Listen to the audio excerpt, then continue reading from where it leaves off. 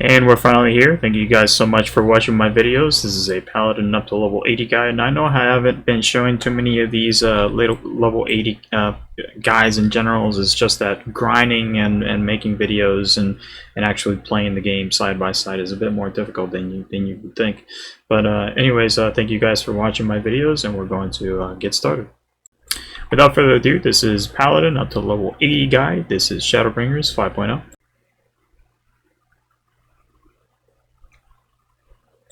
So let's get this started with our Holy Circle at level 72. Deals magic damage with a potency of 250 to all nearby enemies. It is a spell with a global cooldown, and it costs about as much as your Holy Spirits. This is basically the AoE version. Anytime you have 2 or more targets, go ahead and cast your Holy Circle. And this is what it looks like. So this is basically like a fancier, not as flashy version of Holy.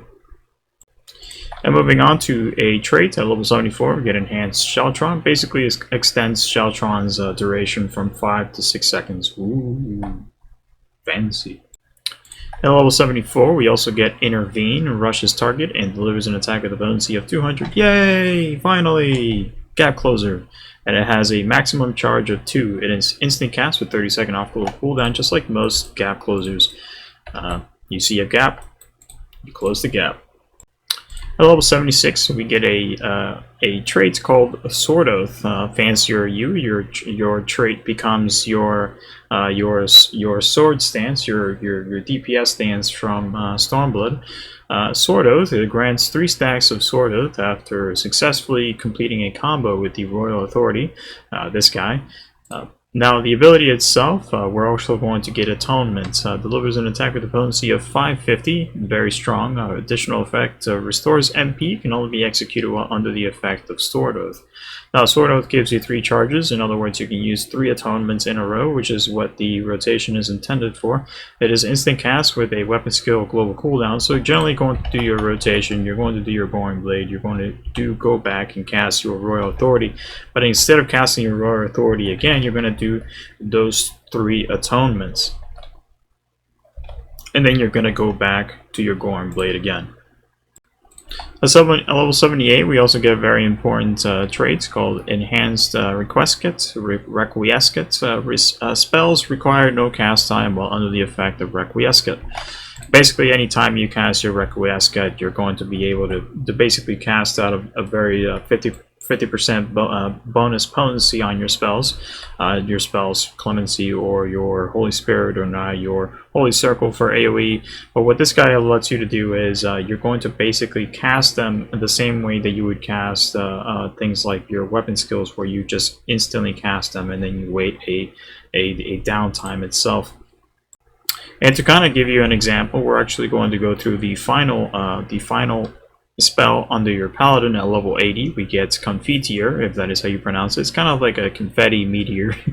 Deals magic damage, with a potency of 800 to target and all enemies nearby. It can only be executed while under the effect of Requiescat.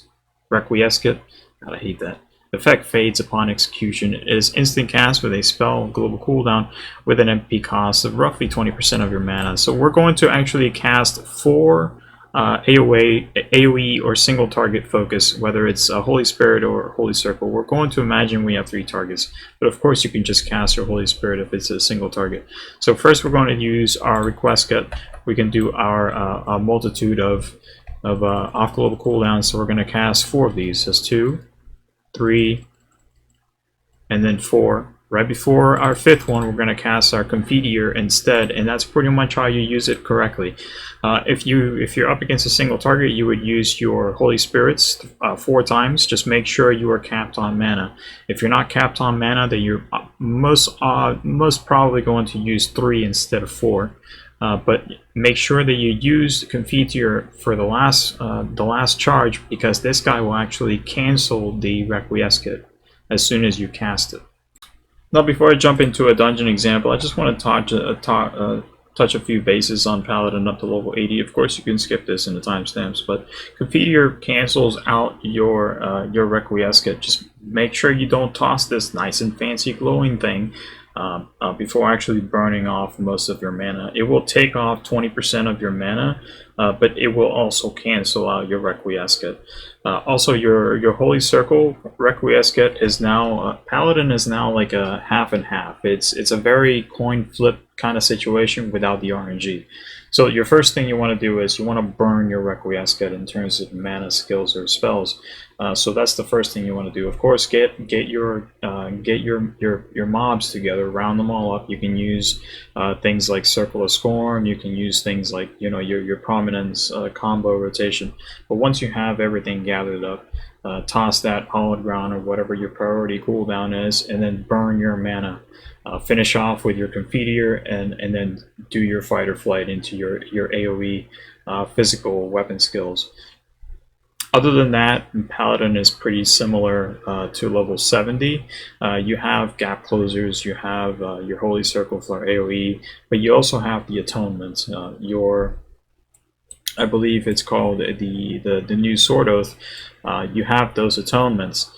So you no longer have to spam as many of the royal authorities. Just make sure you put that Goring Blade down, and then cast your royal authority, and then cast your 3 atonements, which basically replace the second royal authority combo rotation.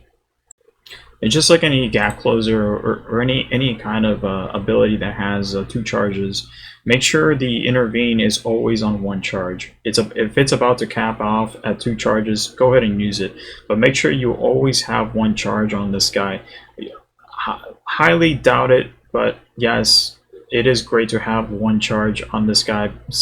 Sometimes you may need to reposition and an emergency might befall you, but I recommend just keep 1 charge on this. Of course, you can just toss it if things are pretty safe. Just toss it for DPS. And for our level 80 dungeon for Paladin, level 80, we're going to get, let's see if I can get this right, Academia and a Niter.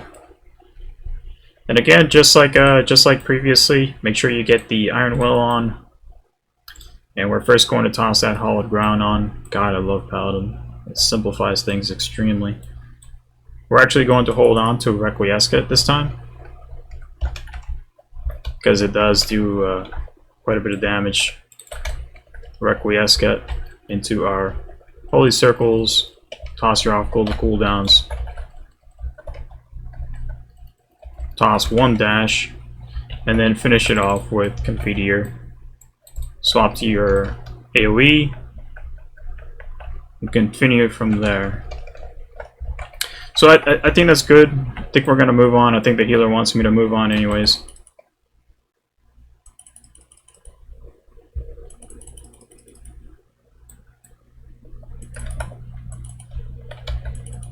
I'm not going to go too far, because I might piss off the healer there. I think it's time for Hallowed Ground.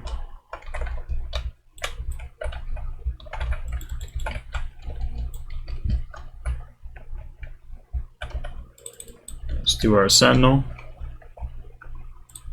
Arm's Length.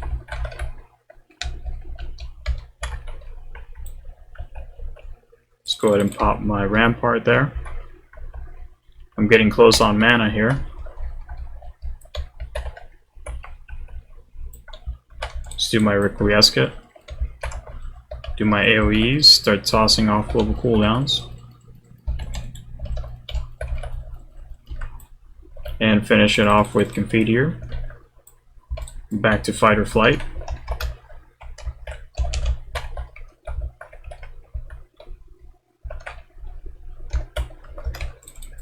I'm going to use my Passage of Arms here for just 2 or 3 seconds.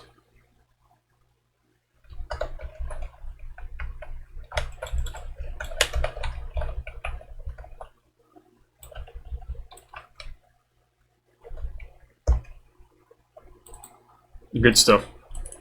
Okay, I think we have a boss coming up, or is it more mobs? I haven't done this place that much yet. A boss fight? No, we have more mobs coming. So we have most of our cooldowns back.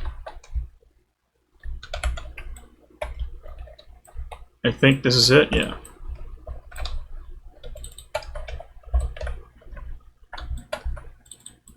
Requiescat.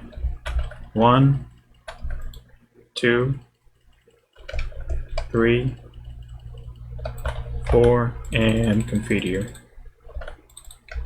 Fight or flight. Weapon skills. Toss that rampart.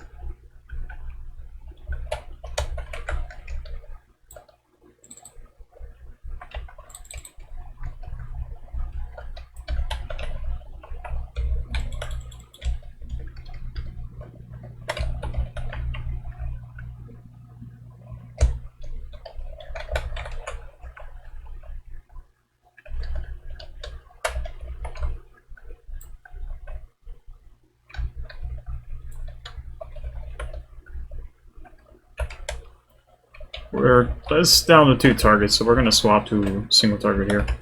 They're about to die, so I may as well just do my Atonement here. I'm gonna hold on to my mana so I can actually initiate properly up against the boss. And that should do. I think this boss circles around the map, and there's 2 of them, if I believe. So that into Requiescat. That's 2. I think that's the tank buster. 3, 4, and then Confiteor. Fight or flight.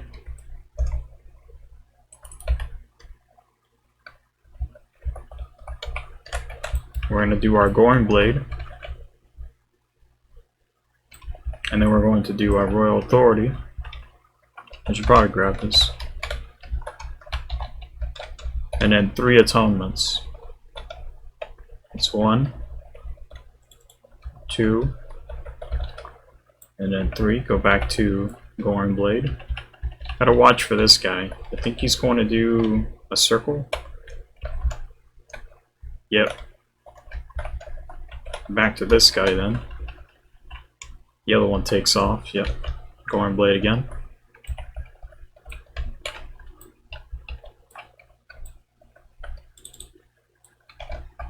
That's 1, 2, that's the tank buster. 3, 4, into Confiteor. Back to weapon skills. That's gonna hit me. That's fine.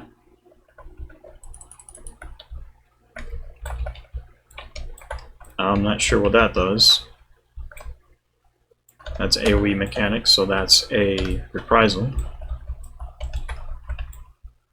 That's a tank buster. Oh, I took a hit there. 1, Atonement, 2, and then 3. Let's go back to Goring Blade rotation.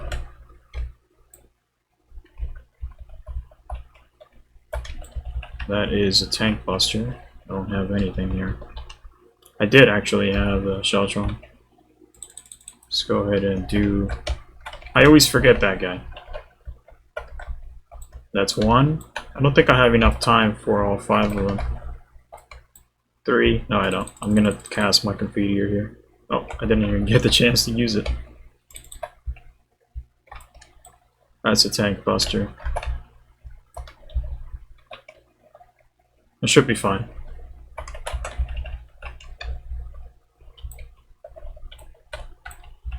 Man, I'm pretty bad. You can tell that I have no experience in this. I think that's the AoE. Oh, either way. Let's do my Atonement here. This one's about to die. Okay, that's 1 down. Fish is going to do the... Yep, the cone that always hits me. We're just going to do our Atonements. Do whatever you... Use whatever you have available. I think that's the AoE.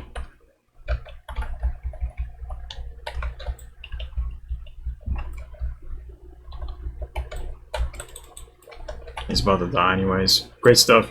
That was kind of flunky, kind of struggling there, but you kind of get the idea. If anything, I'll post the rotation in the description.